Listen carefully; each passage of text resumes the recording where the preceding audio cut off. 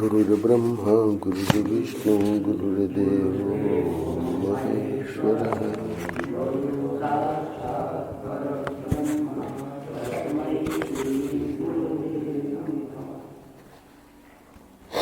नारायण नारायण नारायण नारायण। आज 22 मार्च है।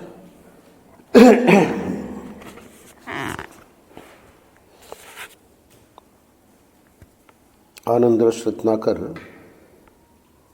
का आज का पृष्ठ परम पूज्य महाराज जी के लिखवाए हुए लेख भागवत दर्शन की भूमिका में प्रथम खंड में उसी लेख में से ये प्रसंग आज का लिया गया है। यहाँ आज के पृष्ठ में परम पूज्य महाराज जी ये बताने जा रहे हैं कि परमात्मा का स्वरूप क्या है, निर्गुण है कि सगुण है कि निराकार है कि साकार है। तो ये जो अनेक प्रकार की बातें परमात्मा के स्वरूप को लेकर है, उसका समाधान कब होता है?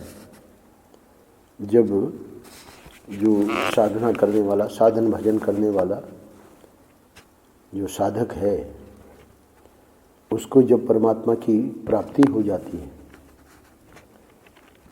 परमात्मा के पास पहुँचने पर सारे भेद खुल जाते हैं। भेद का अर्थ है रहस्य। तो भेद का दूसरा अर्थ ये भी है कि नाना प्रकार के जो बातें शास्त्रों में आई हैं, तो लगता है कि वो कुछ और कह रहे हैं, वो कोई और, वैष्णव कुछ कह रहे हैं, शंकर संप्रदाय के कुछ और कह रहे हैं, आदि आदि। तो ये जितने भेद हैं, ये सब भेद खुल जाते हैं। मतलब व्यक्ति को निश्चित रूप से पता लग जाता है कि परमात्मा क्या है। बहुत ही महत्वपूर्ण बात आज के पृष्ठ में महर्षि बताने जा रहे हैं। श्रीमद् भागवत में जहाँ कहीं ज्ञान का प्रसंग आया है, ज्ञान के अंतरंग साधनों में श्रवण मनन निधिध्यासन को विशेष स्थान देने पर भी तत्र उपाय सहस्राणाम कहकर भक्ति को ही मुख्य माना गया है। जो ज्ञान की साधना है, उसकी जो परंपरा है, तो उसमें ठीक है, जो उपनिषद आदि हैं वो तो ज्ञान के जो साधन है, उसमें बहिरंग साधन क्या है, अंतरंग साधन क्या है, साक्षात साधन क्या है, परंपरा साधन क्या है, तो उपनिषद तो विवेचन करते ही हैं। प्रश्न ये है कि परम पूज्य महाराज श्री भागवत के संबंध में लिख रहे हैं, तो भागवत का क्या दृष्टिकोण है? तो भागवत का दृष्टिकोण महाराज श्री यहाँ बता रहे हैं कि वहाँ पर भी, भागवत में भी जो उपनिषदों में बताया है, वही बात भागवत भी बता रही है। क्या? ज्ञान का अंतरंग साधन जो है वो श्रवण मनन निध्यासन ही है। उसको तो विशेष स्थान भागवत ने भी दिया है, पर साथ ही साथ भागवत में एक और बात है। वो क्या है?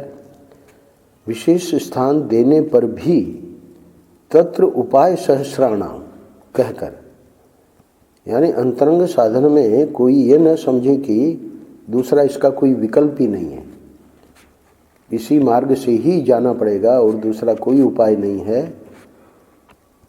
उपनिषदों में आया है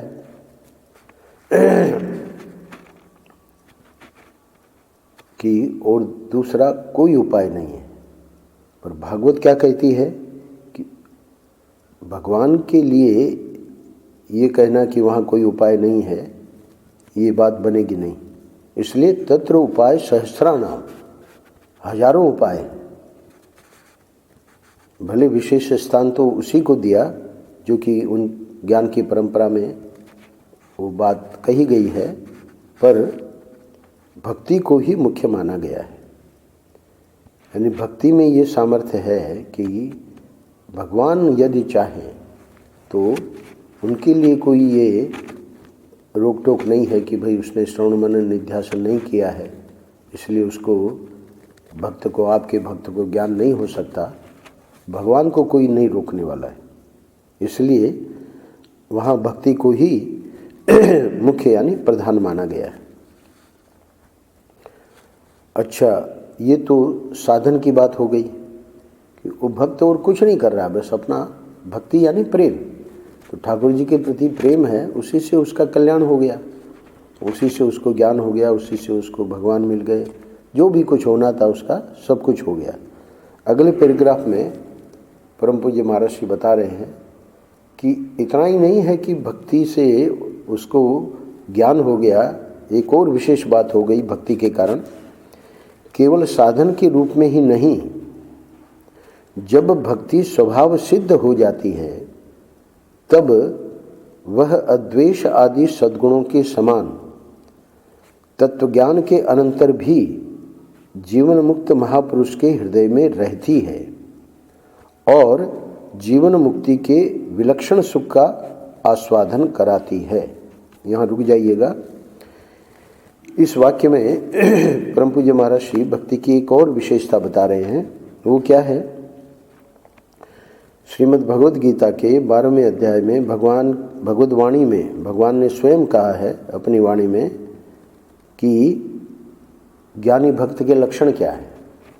यानी भगवान ने जिसको ज्ञान दे दिया, भक्त तो वो ही है, तो उसी को कहेंगे ज्ञानी भक्त।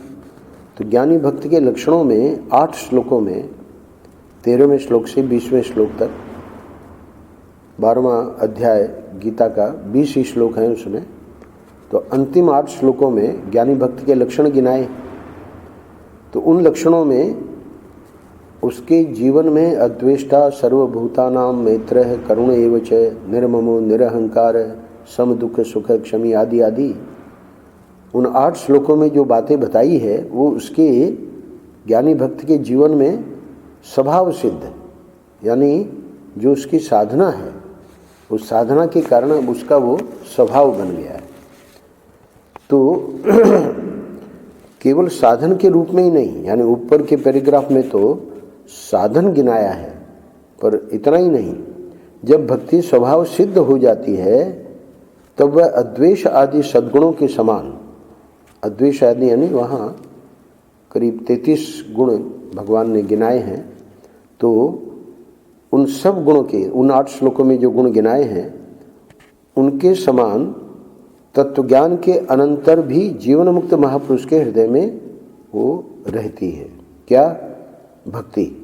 तो भक्ति जब रहती है तो उसके साथ में ये जो सद्गुण हैं वो भी रहेंगे। तो सद्गुण जब रहेंगे तो जीवन मुक्ति के विलक्षण सुख का आस्वादन कराती है। दृष्ट दुख तब तक निवृत्त नहीं होगा जब तक भक्त के जीवन में ये सद्गुण प्रतिष्ठित नहीं हो जाएंगे। तो चूंकि भक्त के जीवन में ही ये गुण प्रतिष्ठित हो सकते हैं, इसलिए ज्ञानी भक्त को अलग से कोई प्रयास नहीं करना पड़ता, उसका वो जीवन मुक्ति का विलक्षण सुख स्वतः ही प्राप्त हो जाता है। सीधे बिना भक्ति के कोई ज्ञान में चला गया और कल्पना करो कि उसको ज्ञान हो भी गया, तो दृष्ट दुख की निवृत्ति के लिए उसको साधन करने पड़ेंगे। शास्त्र में आया है कि वासना क्षय और मनोनाश का जब तक वो उसका शरीर है तब तक उसको उसका अभ्यास करना पड़ेगा। क्यों? क्योंकि भक्ति का उसने पूर्व में वो साधन नहीं किया है। तो इसलिए परम पूज्य महाराज जी कह रहे हैं कि ये एक और विशेष बात भक्ति के कारण उसके जीवन में रहती है। ये 2 दिन पहले भी ये वाक्य आया था, इसको फिर से महाराज जी दोहरा रहे हैं। श्रीमद् भागवत में कहा गया है कि जीवन मुक्त तो अनेक होते हैं, परंतु उनमें नारायण परायण कोई कोई होते हैं। मैंने बताया था 2 दिन पहले कि महाराज जी को जब श्रद्धांजलि दी गई तब आठवले जी ने कहा कि छोटे बच्चे चंदा मामा को देख के नाचते हैं, कूदते हैं, पर वही बच्चे जब उनको विज्ञान का ज्ञान हो जाता है कि ये चंदा मामा क्या है तो उनका कूदना वगैरह बंद हो जाता है। तो प्राय जीवन मुक्त यानी ज्ञानी तो देखे गए हैं, पर ज्ञानी नारायण परायण हो, यानी वो बच्चा बड़ा हो गया और फिर भी चंदा मामा को देख के कूद रहा हो, ये तो बहुत दुर्लभ है।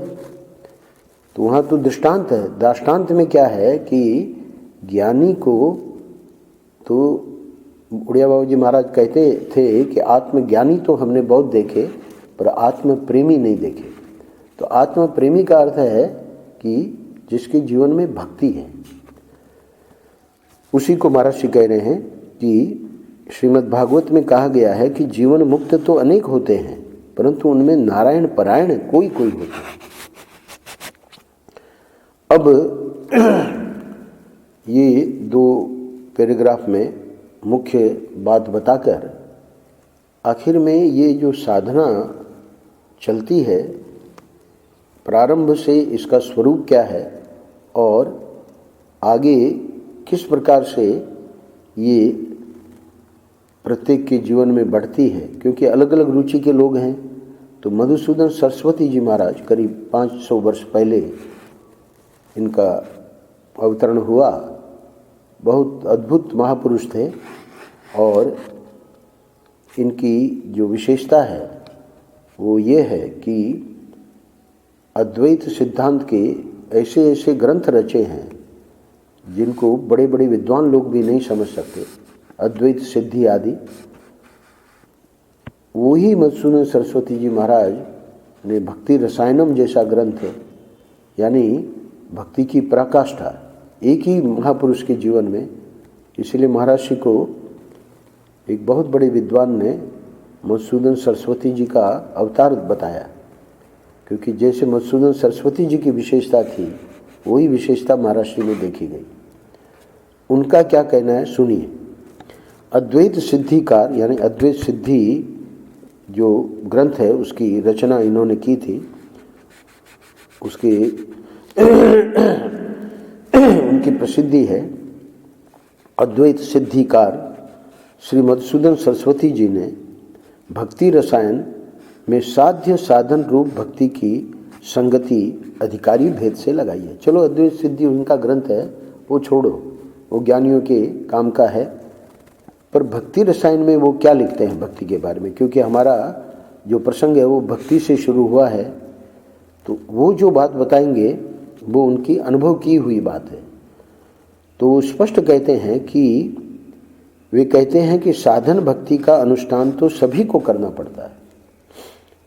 जब हमारी यात्रा अध्यात्म की प्रारंभ होगी तो साधन भक्ति का अर्थ है कि जो भी हो, वो चाहे योगी हो, चाहे ज्ञानी हो, चाहे है ना भक्त हो, उसको साधन भक्ति का अर्थ है कि उसमें उसका जो प्रेम है, अध्यात्म की जो भी साधना वो कर रहा है उसमें उसका जो प्रेम है उसी को कहते हैं भक्ति।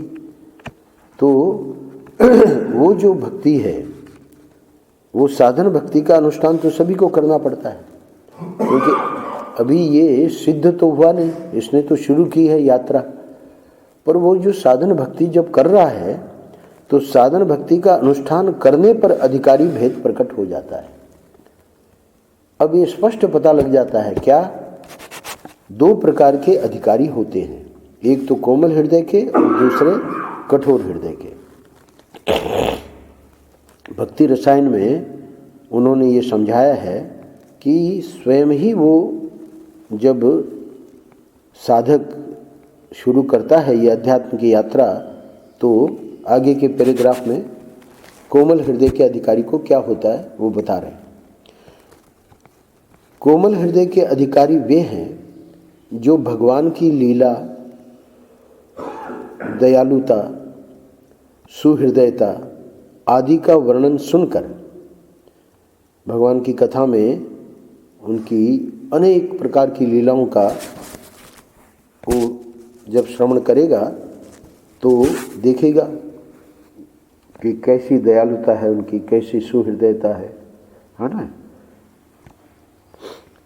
भाई सुखदेव जी से बढ़कर विरक्त कौन था? कोई नहीं।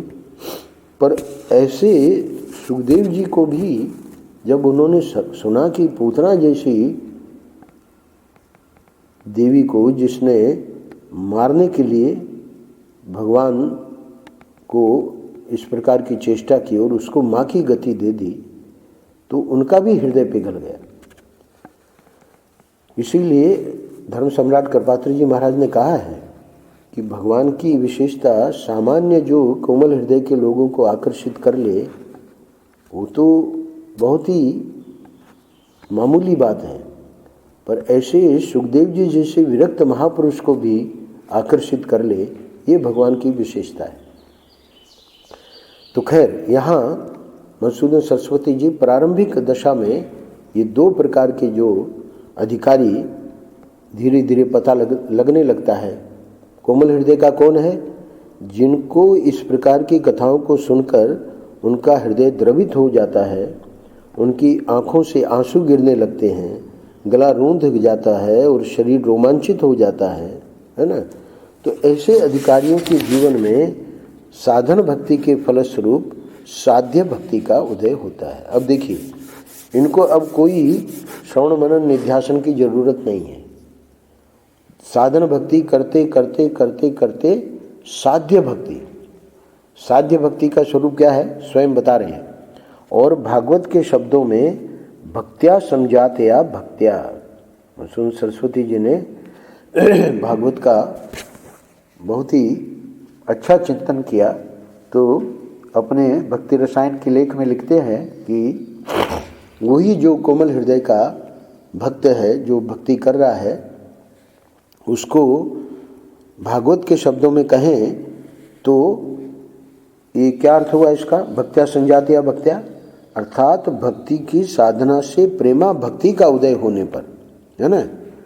भक्ति करते करते भक्ति का उदय हो गया।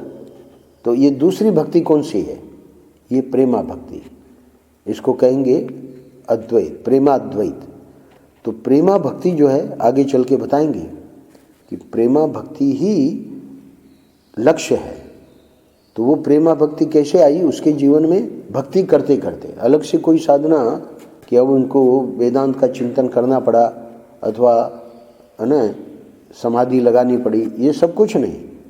भक्ति की विशेषता बता रहे हैं, क्योंकि भागवत में जो लेख लिखा जा रहा है उसमें भक्ति की क्या विशेषता है, उसी पे महर्षि को विशेष रूप से प्रकाश डालना है। तो क्या हुआ इसका? अब इसको प्रेमा भक्ति की जब उदय हो गया तो ध्यान दीजिए, वे परमात्मा को प्राप्त करके कृतकृत्य हो जाते हैं। कृतकृत्यता बस यही तो लक्ष्य था, यानी जो करना था हमने वो सब कर लिया, अब कुछ भी करने को बाकी नहीं। और सर्वदा सर्वत्र एवं सर्व रूप में उन्हें भगवान के ही दर्शन होने लगते। ऐसे हम कैसे कह सकते हैं कि वो कृतकृत्य हो गए? उसका लक्षण बता रहे हैं कि अब उनके लिए सर्वदा यानी सब समय, सर्वत्र यानी सब देश में, और सर्व रूप में। तो देश काल वस्तु, ये देश काल वस्तु का भेद हमेशा बना रहता है अज्ञान में। अब वो अज्ञान ही मिट गया। अब जो भी जहाँ भी वो हैं, है ना, सुबह से लेकर रात तक निरंतर हर क्षण और जहाँ भी हैं, काल में सुबह से लेकर रात तक, देश में जहाँ भी हैं, और सब रूप में। ये जो सर्व रूप में भगवान का दर्शन है, इसी को दत्तावधू जी ने समझाया कि स्वप्न में दर्शन, प्रत्यक्ष दर्शन, प्राणी संतों में दर्शन, और चौथा प्राणी मात्र में दर्शन। पांचवा उन्होंने बताया कि अपने जीवन में कोई भी घटना है, उस घटना में समाधान, कोई किसी प्रकार की नून नच नहीं। जो कर रहे हैं ठाकुर जी ठीक कर रहे हैं। और आखिरी क्या है कि पूरे विश्व में, सिर्फ अपने जीवन में नहीं, जो भी ठाकुर जी कर रहे हैं उसमें उनका समाधान। तो इसी को कहते हैं सर्व रूप में उन्हें भगवान के ही दर्शन होने लगते हैं। तो सर्व रूप में ही नहीं, सर्वदा और सर्वत्र। तो अब भक्त की तो पूरी यात्रा बता दी, पर वो जो कठोर हृदय वाला ज्ञानी है उसका क्या होगा, उसको अगले पैराग्राफ में बता रहे हैं। जो कठोर हृदय के अधिकारी हैं वे साधन भक्ति का अनुष्ठान करके धीरे धीरे आत्मशुद्धि का संपादन करते हैं। यहाँ रुक जाना। साधन भक्ति तो वो कर ही रहे थे, तो साधन भक्ति ने क्या किया, उनको जो नाम जप दिया गया, उनको जो पूजा पाठ दिया गया, मतलब उनके गुरुदेव ने जो भी कहा कि ये तुमको करना है, तो उस साधन भक्ति ने, क्योंकि वो तो कोमल हृदय के नहीं हैं, उनको तो कथा लीला में भी ऐसा नहीं है कि हृदय रोमांचित हो या अश्रु आवे, है ना। तो ऐसे व्यक्ति का क्या होता है, तो सबसे पहली बात है कि वो जो प्रारंभ में उनकी भक्ति है, इसको वेदांत में गुरु भक्ति भी कहा गया, क्योंकि भगवान ही गुरु रूप में आए। तो वो जो उनकी गुरु भक्ति है, उस गुरु भक्ति से क्या हुआ, उनका अंतःकरण शुद्ध हो गया। तो ये जो कठोर हृदय वाला है, साधन भक्ति का अनुष्ठान करके धीरे धीरे आत्मशुद्धि का संपादन करते हैं। अच्छा, अब जब अंतःकरण शुद्ध होने का अर्थ क्या है कि ये जो राग द्वेष हैं, ये राग द्वेष अब दृढ़ता के रूप में नहीं रहते, आगे कदाचित तो मिट जाते तुरंत। क्यों? क्योंकि सद्गुरु को ही वो सब रूपों में देखता है। जैसे भक्त अपने भगवान को सब रूपों में देखता है, वैसे ही ये जो कठोर हृदय वाला है वो अपने गुरु को ही सब रूपों में देखता है। तो अब इसलिए वो जो राग द्वेष थे वो हट गए, अंतःकरण शुद्ध हो गया। अब इनकी यात्रा ठीक ठीक ज्ञान में हो पाएगी। अगर ये आत्मशुद्धि नहीं है तो उसके लिए फिर गुरु बताते हैं कि क्या साधन करो। उसके लिए कर्म योग भी है, सेवा, समाधि आदि भी है। तो जो भी है उसके पश्चात जो है, जब अंतःकरण शुद्ध हो गया, उसके बाद ही ये श्रवण मनन निध्यासन, जो प्रथम पैराग्राफ में बात आई थी, ज्ञान के अंतरंग साधनों में श्रवण मनन निध्यासन को विशेष स्थान भागवत में भी दिया, पर वो भागवत में तो भक्ति की प्रमुखता है। यहाँ ये जो है, जो कठोर हृदय का है, तो इसके लिए अब ये अंतरंग साधन काम करेगा, क्योंकि वो कोमल हृदय वाला तो है नहीं। अच्छा, सुखदेव जी जैसा भी नहीं है कि जनक का देखिए, जनक जब राम जी का दर्शन करते हैं तो वो कहते हैं कि मेरा जो मन है वो एकदम सहज विराग है, और वही मन जो है आज इनके पीछे लट्टू हो रहा है। तो ये कोई सामान्य नहीं है। तो विश्वामित्र जी को पूछते हैं कि ये कौन है, ये राम लक्ष्मण। तो ऐसे ठाकुर जी है ना, तो अवतार काल था, और इधर सुखदेव जी के द्वारा बहुत बड़ा कार्य होना था। पर सामान्य रूप से ये जो कठोर हृदय वाले हैं उनको फिर गुरु लगा देते हैं कि तुम श्रवण मनन निध्यासन करो। उससे क्या होगा, उसके द्वारा आत्म साक्षात्कार प्राप्त करके कृतकृत्य हो जाते हैं। देखिए, कृतकृत्यता ऊपर भी बताई भक्त के जीवन में भी, और ये जो ज्ञान की साधना, कब अंतःकरण शुद्ध होने के बाद तब कृतकृत्यता आवेगी। अंतःकरण के अशुद्धि में जो ज्ञान को बुद्धि में रख के और ये ज्ञान का प्रतिपादन करते हैं, उनकी चर्चा नहीं है। तो ऐसे जो हैं जिन्होंने आत्मशुद्धि का संपादन किया है और उसके बाद आत्म साक्षात्कार प्राप्त किया है, वो भी कृतकृत्य हो जाते हैं। यानी उनके लिए भी अब सर्वदा, सर्वत्र और सर्व रूप में, पर वहाँ थोड़ा सा भेद है। क्या भेद है?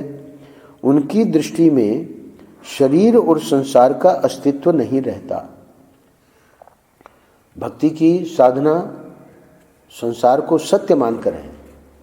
ये श्रवण मनन निध्यासन में इसने क्या किया कि संसार मिथ्या है। तो इसलिए परम पूज्य महर्षि को कहना पड़ रहा है अगले वाक्य में, उनकी दृष्टि में शरीर और संसार का अस्तित्व नहीं रहता। शरीर की प्रतीति है, संसार की प्रतीति है। प्रतीति होना अलग चीज है और उसका सत्य होना अलग चीज है। स्वप्न में हमको प्रतीति हुई, स्वप्न से हम जगे तो पता लग गया कि वो सच्चा नहीं था। तो जागृत में ही उन्होंने ज्ञान से ये पता लगा लिया कि ये शरीर और ये जो संसार है वो प्रतीति मात्र है, वो सच्चा नहीं है। ये उनकी निष्ठा है। तो इसलिए कह रहे हैं कि उनकी दृष्टि में शरीर और संसार का अस्तित्व नहीं रहता। अस्तित्व नहीं रहता का अर्थ क्या है? प्रतीति मात्र है, सच्चा नहीं है। तो फिर उनकी स्थिति क्या है? आखिरी वाक्य में बता रहे हैं, वे विशुद्ध चेतन के रूप में सर्वदा के लिए स्थित हो जाते हैं। जब शरीर का ही अस्तित्व नहीं है, महर्षि का वाक्य कई बार मैंने यहाँ दोहराया है, आप लोग जो देख रहे हो वो मैं नहीं हूँ, मैं अपने को जो बताता हूँ वो मैं हूँ। तो वो क्या है? चेतन, विशुद्ध चेतन। तो वे विशुद्ध चेतन के रूप में सर्वदा के लिए स्थित हो जाते हैं। जो ठाकुर जी का स्वरूप है वही स्वरूप ऐसे ईश्वर कोटि के महापुरुष का है। इसलिए कृतकृत्य दोनों हैं, ये भी कृतकृत्य हैं, वो भी कृतकृत्य हैं। उनके लिए क्या हुआ? सर्वदा, सर्वत्र, सर्व रूप में हमारे ठाकुर जी ही हैं। बात खत्म हो गई। जब मैं था तब हरि नहीं, अब हरि है, मैं ना। तो महर्षि ने कुछ दिनों पहले बताया था कि भक्त का मैं, वह में विलीन हो जाता है, वह यानी ठाकुर जी में। तो जब मैं था तब हरि नहीं, अब हरि है, मैं ना। कृतकृत्य हो गया। और ज्ञानी का वह जो है वो मैं में विलीन हो जाता है। तो मैं का अर्थ ज्ञानी का वो शरीर नहीं, ज्ञानी अपने को चेतन मान रहा है। तो उस चेतन, भगवान भी चेतन है, तो अब वो दो नहीं रहे। तो इसलिए वह जो है वो अलग नहीं रहा, वो स्वयं ईश्वर कोटि के महापुरुष।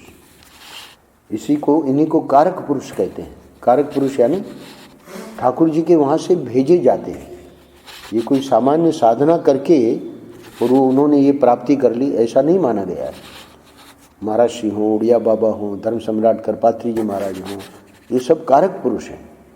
तो कारक पुरुष जो हैं उनकी स्थिति बता रहे हैं कि वे विशुद्ध चेतन के रूप में सर्वदा के लिए स्थित हो जाते हैं, यानी भगवत तुल्य हैं।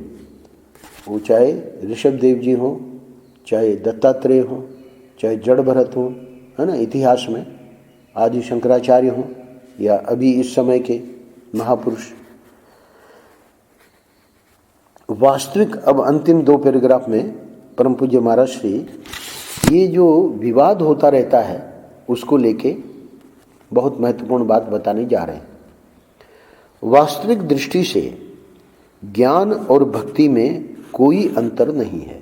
अगर ये ऊपर के 2 पैराग्राफ समझ में आ गए, है ना, कि भक्त कैसे कृतकृत्य होता है और ज्ञानी हर किसी को ज्ञानी नहीं मानना चाहिए, है ना।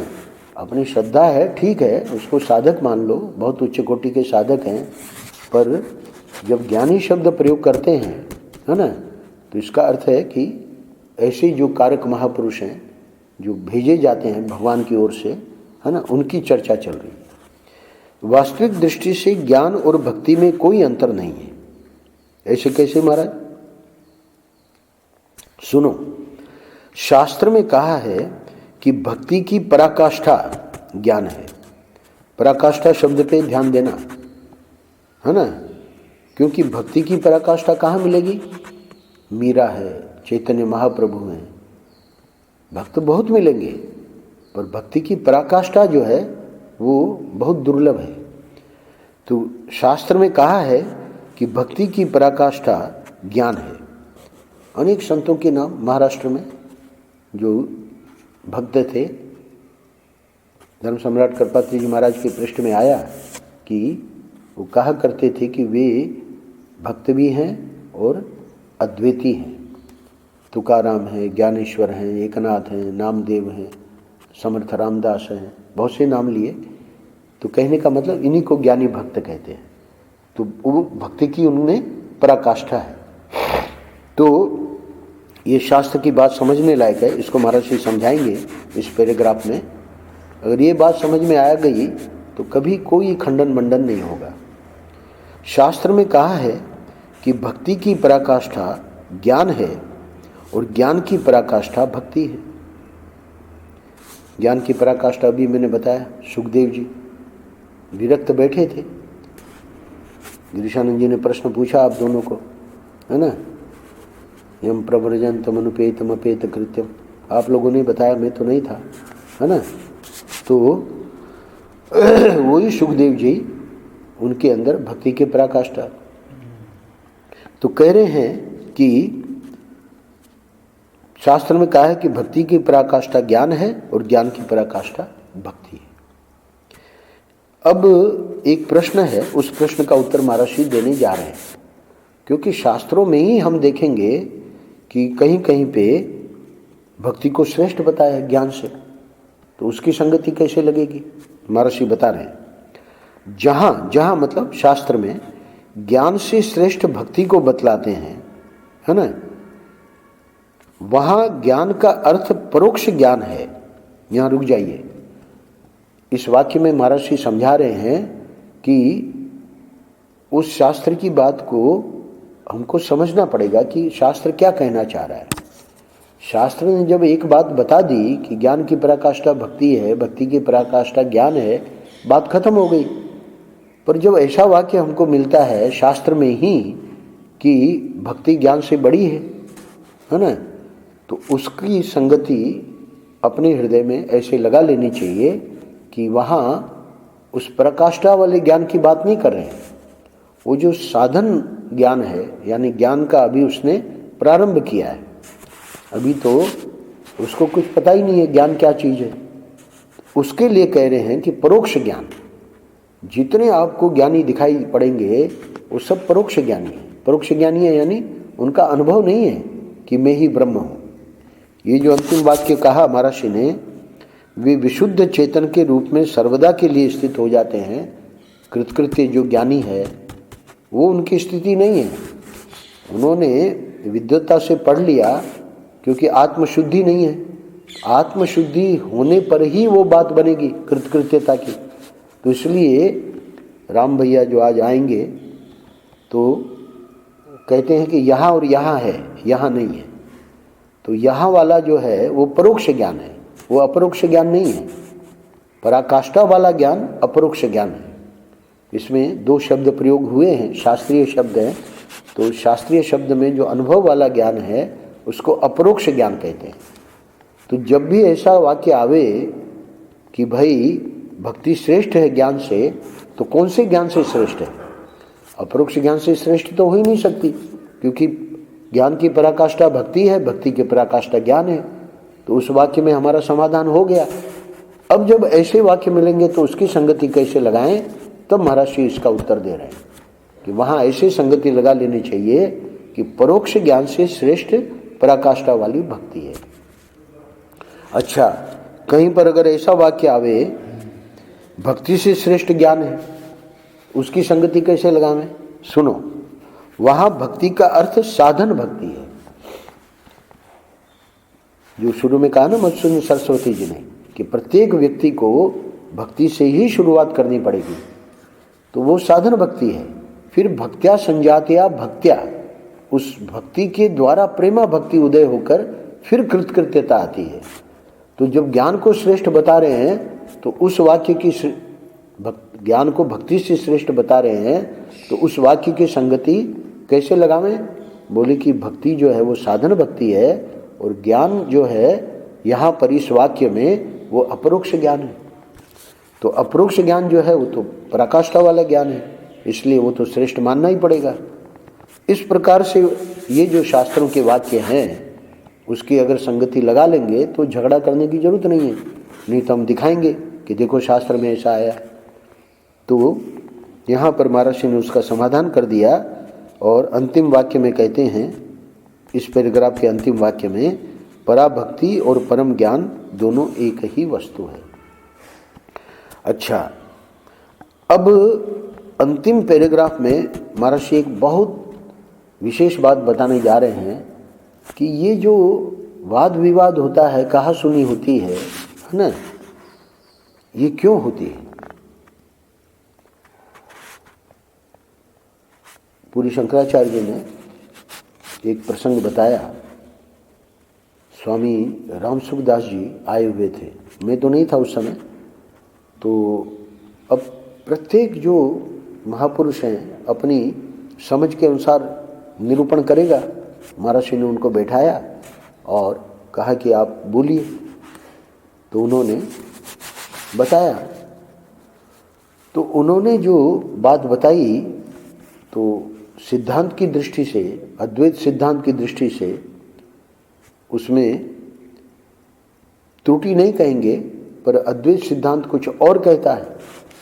वो कुछ और कह रहे थे भक्ति की, और उनकी जो समझ थी उसके हिसाब से। तो पूरी शंकराचार्य जी अभी आए हुए हैं, तो उन्होंने अपने प्रवचन में एक वाक्य कहा। तो कल मैंने उनसे पूछा कि वो प्रसंग क्या हुआ, वो आप बताइए। तब उन्होंने बताया, क्योंकि प्रवचन में तो पूरा विस्तार से नहीं कहा था, तो वो बीच में बोल पड़े। उनको किसी ने कहा नहीं, उस समय पद पे नहीं थे, निश्चलानंद सरस्वती जी के रूप में आश्रम में रहते थे। मुझे लगता है कि करीब 20 साल रहे पद में, 14 या 20 साल। तो यहीं से उनको फिर पूरी में बुला लिया गया, शंकराचार्य पद दे दिया गया। तो तब जब भी आश्रम में महर्षि आते थे तो प्रवचन सुबह होते थे नृत्य गोपाल में। तो रामसुखदास जी के प्रवचन चल रहा है, और प्रवचन में ही वो बीच में बोल पड़े कि जितने कर्म हैं वो सब कर्म का पर्यवसान ज्ञान में होता है। सर्वं कर्माखिलम पार्थे ज्ञाने परिसमाप्यते। तो इस वाक्य की संगति, यानी आप जो निरूपण कर रहे हैं उसकी में नहीं लगेगी। वो कह रहे थे कि हर एक साधना जो है वो स्वतंत्र रूप से हमको ज्ञान हमको मिल जाएगा। तो अद्वैत जो सिद्धांत है उसका कहना है कि श्रवण मनन निध्यासन के द्वारा ज्ञान होगा। तो खैर महर्षि ने संकेत किया उनको, तो फिर वो चुप हो गए। होता क्या है कि कोई आया हुआ है, उसको हम बहुत सम्मान दे रहे हैं, तो इसका भी ध्यान रखना पड़ता है कि कहीं उसका अपमान न हो जाए। ये घटना जब उन्होंने सुनाई तो यहीं पे हमारे मुरारी लाल जी हमारे कमरे में आए हुए थे। कुछ उन्होंने बहुत सुंदर बात बताई, तो उसके बाद वो तो हमने सुन ली। वो बैठे हुए थे और इतने में राम नरेश जी आ गए। तो राम नरेश जी आ गए तो हमने कहा कि देखिए इनकी बात सुनिए, कितनी बढ़िया है। तो ब्रजवासी है, बहुत बढ़िया बढ़िया सुनाते हैं, यहाँ भी हम कहते हैं सुनाइए। तो उन्होंने सुनाया। तो वो जो संस्कार है वो तो वही है। तो इनको नहीं जची बात, क्योंकि सिद्धांत से उसका खंडन होता है।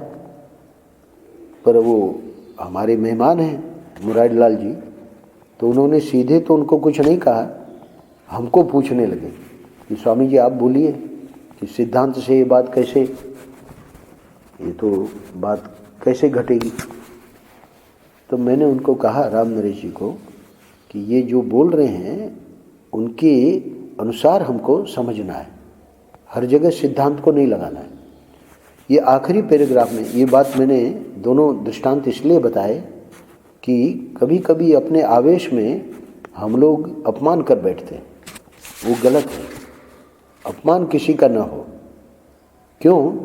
क्योंकि जो हजरत मूसा को क्यों आकाशवाणी हुई, इसलिए कि उसने जो गडेरिया को बताया वो कहाँ सत्य था, वो भी तो झूठ था।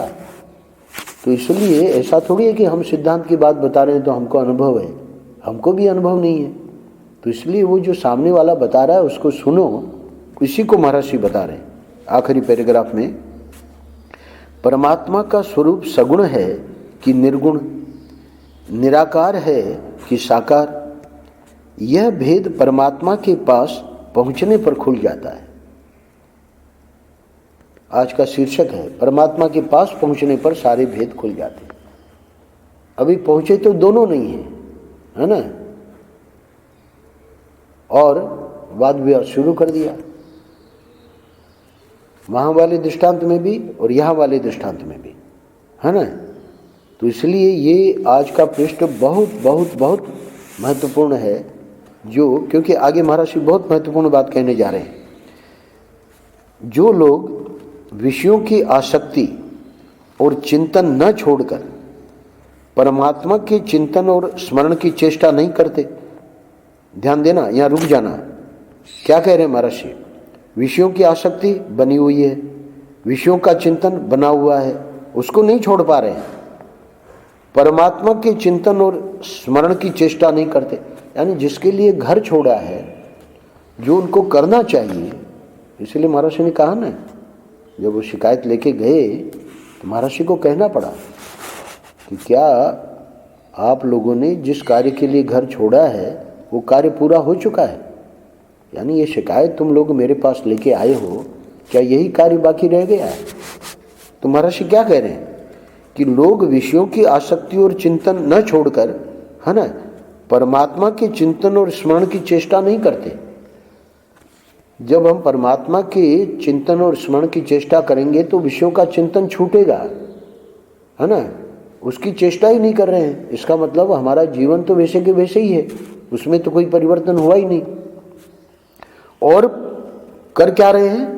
परमात्मा के स्वरूप को सगुण अथवा निर्गुण सिद्ध करने का प्रयत्न किया करते हैं। क्या हो रहा है? बोले शास्त्रार्थ हो रहा है, वाद विवाद हो रहा है। वे केवल कल्पना लोक में बुद्धि की सीमा के भीतर ही चक्कर काट रहे हैं। यानी उनकी कटिंग की है, महर्षि ने इनकी आलोचना की है कि ये मूर्खता है। करना क्या है? हमको अपने लक्ष्य की ओर बढ़ना है, वाद विवाद में नहीं पड़ना। क्योंकि संगति महर्षि ने लगा दी कि परम ज्ञान और पराभक्ति दोनों एक ही हैं। नारायण नारायण नारायण नारायण। श्री राम जय जय राम। श्री राम।